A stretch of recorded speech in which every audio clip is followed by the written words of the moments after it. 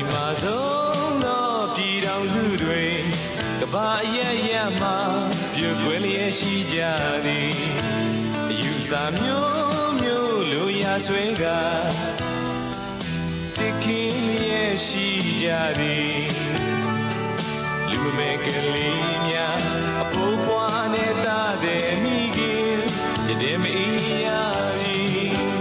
ဒီအပြင်းမျိုးတော့မကြုံမြင်ဘူးလေခြေနေရကိုစင်သွင်းတတ်ကြမည်အနာကအကျိုးကျွဲမျောရီမှန်းကချစ်ချင်းတရားမြဲမည်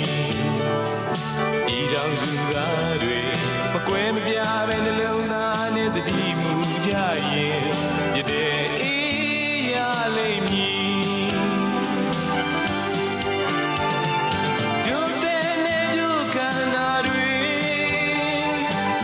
ရှိသည်